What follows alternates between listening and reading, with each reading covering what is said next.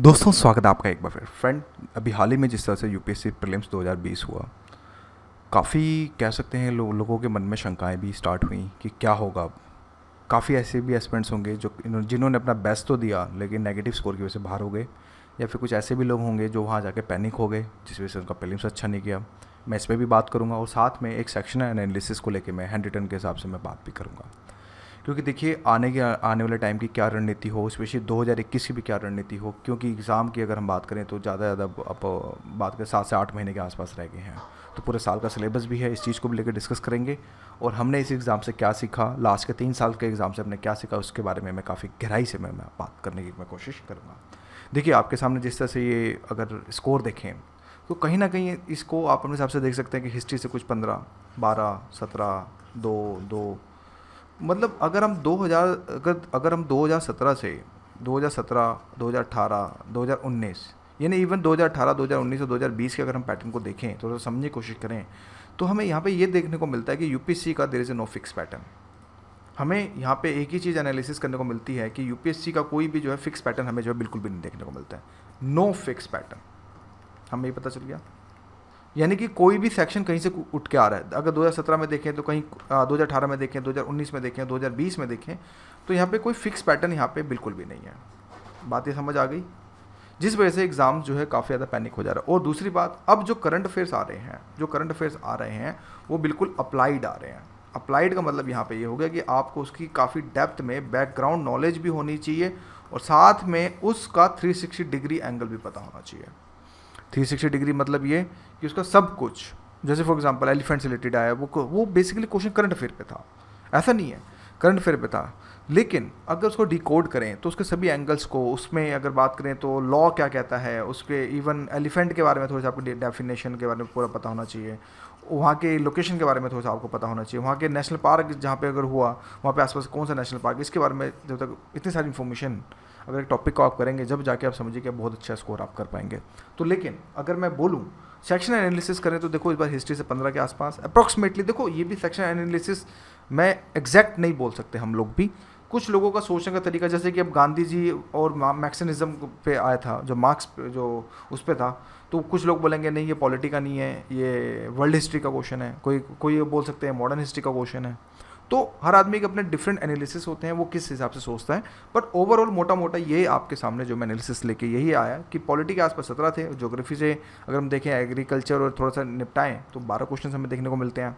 फिर social scheme से 2 question, international relationship के आसपास से दो क्वेश्चन देखने को मिलते हैं, कुछ बोलेंगे नहीं 4 हैं, IMF वाला भी क्वेश्चन है उसमें, बट वो इकोनॉमी से भी कोई आदमी कनेक्ट कर सकता है। तो मैंने बोला ना, डिफरेंट एस्पेक्ट्स के डिफरेंट जो होते हैं वो एस्पेक्ट्स होते हैं, वो किस हिसाब से जो सोचता है। आर्ट एंड कल्चर के कुछ 4 क्वेश्चन, इकोनॉमी के अगर देखें तो 19 क्वेश्चन, इन्वायरमेंट के 16 और 13 क्वेश्चन कुछ ऑलमोस्ट हमें जो है अगर बात करें देखने को मिले। साथ में करंट अफेयर के हमें कुछ 25 क्वेश्चन के आसपास जो हमें चीज़ें देखने को मिली।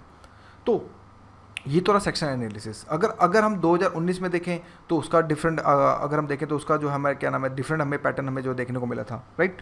तो लेकिन क्वेश्चन अब यहाँ पे मैं इस मुद्दे पे आना चाहता हूँ कि आगे की रणनीति क्या हो, क्योंकि मैंने आपको यहाँ पे एक बात बता दी कि there is a no fix pattern, कि यहाँ पे हमें ये समझ आ गया अगर हम 2018, 19 और 20 के पैटर्न को देखें तो बिल्कुल अप्लाइड करंट अफेयर आ रहा है। बट क्वेश्चन है कि यहाँ पे ये भी उठना चाहिए कि भाई क्यों आ रहा है, why this is going on.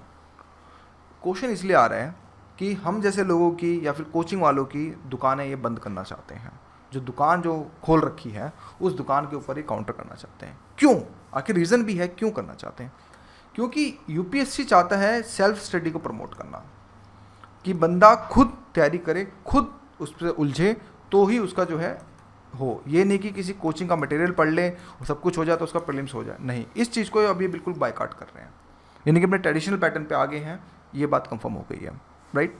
तो यही एक रीज़न है जिस वजह से क्वेश्चन जो हो रहे हैं बिल्कुल अप्लाइड किया जा रहा है। जो बंदा डेली बेसिस पे न्यूज़पेपर पढ़ रहा है, जो बंदा डेली बेसिस पर न्यूज़पेपर पे ऊपर बिल्कुल आंखें गड़ा के बैठा है तो उसका डेफिनेटली होगा। ये समझ आ गया। यही एक रीज़न है ताकि कोचिंग वालों के ऊपर, क्योंकि देखो यूपीएससी चाहता है इक्वालिटी, कि यार कुछ ऐसे भी लोग हैं जो बिल्कुल सेल्फ स्टडी कर रहे हैं, कुछ ऐसे भी लोग हैं जो बड़ी बड़ी कोचिंग में जाके तैयारी कर रहे हैं। तो जो बंदा सेल्फ स्टडी कर रहा है और बड़ी बड़ी कोचिंग में कर रहा है, कहीं ना कहीं थोड़ा बहुत डिफरेंस होगा। तो इस चीज़ को, डिफरेंस को एक ख़त्म करना चाहता है कि नहीं, अब आप सारे के सारे सेल्फ स्टडी करो, क्योंकि हम आपसे भयंकर क्वेश्चन ही पूछेंगे प्रीलिम्स की बात करें तो। समझ आ गया। तो ये एक रीज़न है इक्वालिटी को लेके जो यूपीएससी प्रमोट करना चाह रहा है। इसी बेसिस क्वेश्चन जो आपको थोड़े से अप्लाइड लग रहे होंगे, लेकिन जो बंदा न्यूज़पेपर उन्हें डेली बेसिस पे पढ़ रहा है उसके लिए करंट अफेयर ज़्यादा पैनिक नहीं है, सिर्फ यूज़ कॉमन सेंस। पहले ये होता था कि 2000, अगर मैं बात करूँ 2018 2016 की, अगर मैं बात करूँ 2016, जिस तरह से 2015 2016 में पेपर देखो, बिल्कुल fact like current affair based था कि जितने भी छोटे मोटे लाइक कोचिंग के सेंटर्स के मतलब करंट अफेयर्स पढ़ के तो हो जाता था। लेकिन उन्होंने इस चीज़ को ऑब्जर्व किया कि ये चीज़ें गलत हो रही है, क्योंकि कोचिंग वाले ज़्यादा लड़के निकल रहे हैं, पैसे वाले तबका ज़्यादा आ रहा है, तो जिस वजह से अब ये कहीं ना कहीं इक्वालिटी को आगे लेके आना चाहता है। समझ आ गया। कुछ प्रॉब्लम्स हिंदी मीडियम को भी लेके आए कि ट्रांसलेशन का इशू है, मैं मानता हूँ ट्रांसलेशन का इशू है, बट ऑलरेडी यूपीएससी नोटिफाई कर रखा है कि इस केस में अगर ट्रांसलेशन गलत भी होती है तो वो इंग्लिश को ही प्रेफरेंस देंगे, जो इंग्लिश में लिखा है वही वर्ड वहाँ पे जो है सही होगा। वो हम उसके बारे में फिर कभी हम जो टॉपिक जो डिस्कस यहाँ पे जो है करेंगे। लेकिन अब यहाँ पे क्वेश्चन निकल के आता है कि आगे की रणनीति क्या हो, कि हमारे फर्दर स्टेप्स आगे, जो एस्पिरेंट जिनका बोल सकते हैं यार एफर्ट्स किए, टाइम भी अच्छा मिला इस बार, तो तीन चार महीना जो है पोस्टपोन भी हुआ, लेकिन कहीं ना कहीं एग्ज़ाम जिस तरह से उम्मीद थी वो नहीं हो पाया।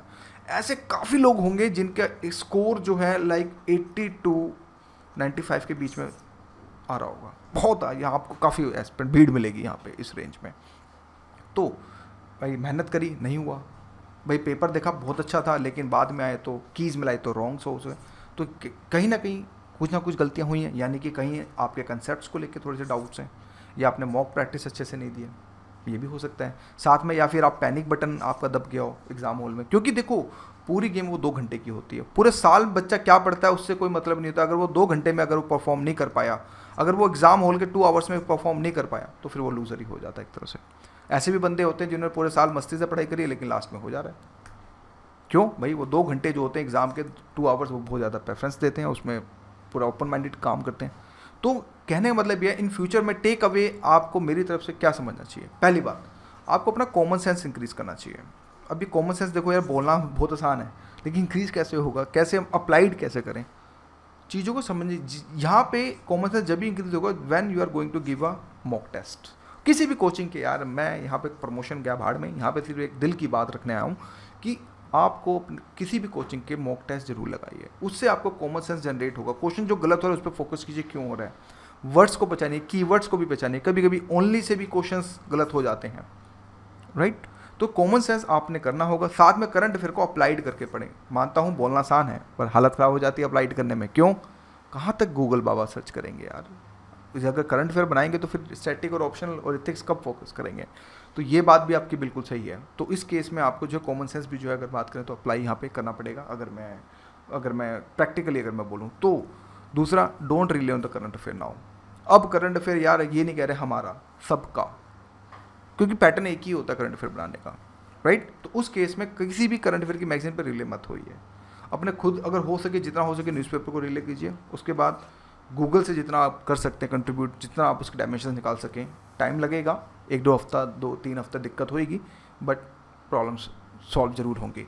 साथ में स्टैटिक पार्ट और कंसेप्चुअल क्लैरिटी का होना बहुत जरूरी है, क्योंकि पॉलिटी के क्वेश्चन भले ही आपको बच्चे वाले लग रहे हों, लेकिन बॉस उसमें कुछ 6 से 7 क्वेश्चन ऐसे थे जो बिल्कुल ट्रिकी थे। ट्रिकी इन द सेंस, अगर आपके कंसेप्ट क्लियर नहीं होंगे तो क्वेश्चन नहीं सॉल्व कर पाओगे। उसके लिए लक्ष्मीकांत सफिशिएंट है, लेकिन लक्ष्मीकांत को समझना बहुत मुश्किल है, क्योंकि उसके वर्ड बहुत इंपॉर्टेंट है। तो चीज़ों को अभी से स्टैटिक पार्ट को समझने की कोशिश करो, कंसेप्चुअल पार्ट पे के ऊपर ज़्यादा फोकस करो, और कॉमन सेंस और लॉजिक्स को जरूर लगाना है। जब जाके आप समझ के चलिए कि अगर बात करें तो आपका जो है कुछ हो सकता है। अगर मैं बात करूँ तो अब मैं बात करता हूँ कट ऑफ की। देखो दोस्तों, कट ऑफ टॉप में कोई फ़ायदा नहीं है। जिसका भी स्कोर, जिनको लगता है कि 85 प्लस आ रहा है जीएस के अंदर, ध्यान से समझिएगा, जिसका भी स्कोर 85 प्लस आ रहा है वो मेंस की तैयारी स्टार्ट कर दो। लेकिन क्वेश्चन अब यहाँ पे दो सिनेरियो है। 2 सिनेरियो ये है कि मान लीजिए रिजल्ट जो आएगा वो 50 डेज़ के अंदर आएगा, राइट? तो हम 50 डेज़ हम ख़राब नहीं करना चाहते हैं। मान लीजिए 85 प्लस जिसका भी आ रहा है, चाहे कोई सी भी कैटेगरी का हो, 85 आ रहा है। देखो इवन मैं अगर बात करूँ जनरल कैटेगरी की, अगर 85 प्लस स्कोर आ रहा है तो आप आँख बंद करके लग जाओ तैयारी में। क्यों? 50 डेज़ के लिए तो एटलीस्ट आप तैयारी करो। क्यों करोगे? क्यों यार, एटलीस्ट नहीं भी हुआ तो भी सीखने को मिलेगा। फॉर एग्जाम्पल इस सिचुएशन में आप क्या कर सकते हो, अपना ऑप्शन कंप्लीट करो, कंप्लीट हो गया तो उसकी आंसर राइटिंग करो, प्रीवियस ईयर्स पेपर्स को आंसर राइटिंग करो। अगर वो भी हो गया है तो कोई नहीं, करंट अफेयर में उसमें ऐड ऑन करो। अगर करंट अफेयर ऐड नहीं है तो उसी को बार बार रिवाइज करो। एथिक्स करो, एथिक्स किया जा सकता है, इसमें तो कोई दिक्कत नहीं है। इसी केस स्टडी करो, साथ में इसके अगर बात करें तो एस्से करो, एस्से का पैटर्न को समझो, एस्से करो, ये 3 सब्जेक्ट्स किए जा सकते हैं। साथ में GS1 उठा लो, GS1 का जो भी स्टैटिक है, जैसे कि स्टैटिक में वर्ल्ड हिस्ट्री हो गया, आपका इंडिया आफ्टर इंडिपेंडेंस हो गया, मॉडर्न हिस्ट्री हो गया, ज्योग्राफी हो गया, कितना कुछ है। 50 दिन के लिए आप जो है चीज़ों को कर सकते हैं। जिसको भी लगता है कि मन में डाउट है कि नहीं यार नहीं होगा, बट फिर भी मैं क्यों करूं, अरे ट्राई तो करो। 50 दिन क्यों खराब कर रहे हो सोचने में कट ऑफ क्या जाएगा, वो क्या जाएगा, वो जो होना था वो हो गया, उसको लिव इट, बिल्कुल छोड़ो और अब आगे बढ़ो। यानी कि अगर आप इन पैटर्न को भी फॉलो कर लो, इवन GS2 में आप IR कर सकते हो, पॉलिटी के मेंस के जो क्वेश्चंस होते हैं जो स्टैटिक पार्ट के, तो उनको कर लो। करंट अफेयर बाद में कर लेना अगर आपको अपने ऊपर डाउट है तो लेकिन इन 50 डेज़ का आपने यूटिलाइज जरूर करना है। जब तक 50 डेज़ का यूटिलाइज नहीं करेंगे तो बहुत ज़्यादा दिक्कत हो जाएगी, क्योंकि यहीं से आपकी अगर कहीं हो गया खुदा न खास्ता और आपने कुछ नहीं किया तो सबसे बड़े बेवकूफ़ भी आप ही कहलाएंगे कि या आप अपने पैरों पर कुल्हाड़ी मार के आएंगे। तो बेटर है अब लगने का टाइम आ गया है, क्योंकि ऑलरेडी 4 को एग्जाम था, 5 को रेस्ट कर लिया, अब आप लग जाओ। सोचो नहीं, सोचना मेंस के बाद, होगा नहीं होगा वो बात की बात होती है। कुछ बच्चे अभी से सोचना स्टार्ट कर देते हैं होगा नहीं हो, अरे छोड़ो ना यार, जो हो गया उसको हो गया।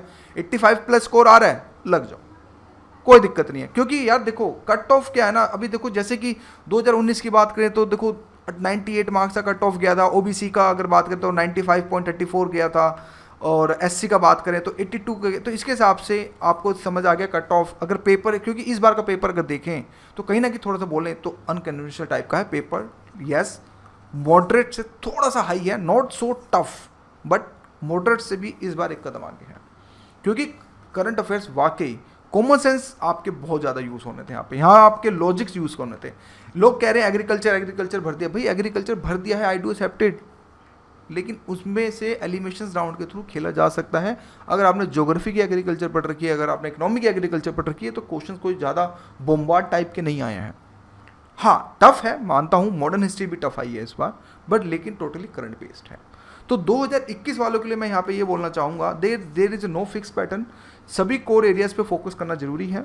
हाँ आप हो सकता है मिडेवल हिस्ट्री चाहो तो आप, अगर आपका नहीं हो पा रहा है तो इट्स ओके, बट एटलीस्ट अपने बेस्ट 5 कोर एरिया जरूर बनाओ। बेस्ट 5 कोर एरिया, जब तक बेस्ट 5 कोर एरिया नहीं बनाओगे जब तक बहुत मुश्किल है। और करंट अफेयर को डिकोड करना स्टार्ट करो कंसेप्चुअल के साथ, 360 डिग्री के साथ, और आपको एक कदम कोचिंग वालों से सोचेंगे, जब जाके आपको बहुत बढ़िया जो आपको रिजल्ट मिलने का स्टार्ट होगा। बाकी कट ऑफ आउट ऑफ में देखो दोस्तों, कुछ प्रिडिक्शंस नहीं होती हैं। हम बोलने को तो बोल सकते हैं कि ये कट ऑफ आ रही है, बट उसका कोई फ़ायदा नहीं है कट ऑफ का। बेटर है जिसका 85 आ रहा है वो लग जाओ, कोई दिक्कत नहीं। और जिसका नहीं भी हो रहा है अपनी गलतियों से सीखो, कहाँ मिस्टेक हो रही है, अपने आप को टाइम दो, 1 हफ्ता। देखो अब इस केस में फॉर एग्जांपल मान लो किसी का नहीं हो रहा, मान लो किसी का 60 आ रहा है, तो समझ आ गया होगा 60 मार्क्स पे तो नहीं होगा। 1 हफ्ता 1 वीक इसी 60 मार्क्स के ऊपर फोकस करो, उसी पेपर को लेके बैठो, उसको डिकोड करो, भाई कहाँ गलती हुई, कहाँ सिली मिस्टेक मेरी हुई, कहाँ मेरे कंसेप्ट में दिक्कत है, और अपनी एक लिस्ट बनाओ कि भाई मैंने कितने अटैम्प्ट किए, कितने रॉन्ग हुए, कितने सही हुए, कहाँ तुक्के मारे, मेरा सिली मिस्टेक क्यों हुई, जो क्वेश्चन मैं कर सकता था वो छूटा या फिर नहीं छूटा। इस तरह से जब आप चार्ट पेपर या फिर कुछ ऐसा टेबल बनाएंगे तो डेफिनेटली आपको काफ़ी आने टाइम में आपको अपनी खुद की रणनीति बनाएगी। देखो दोस्तों, किसी की टॉपर की स्ट्रेटजी की बात ज़रूर सुनो, मैं मानता हूँ सुननी चाहिए, लेकिन हमेशा go with your own strategy. मैं हमेशा से अपने बैच में भी ये कहता हूँ कि आपको अपनी ही स्ट्रेटजी पे काम करना है, क्योंकि टॉपर के लिए हो सकता है उसके लिए वो टफ हो, आपके लिए ईजी हो।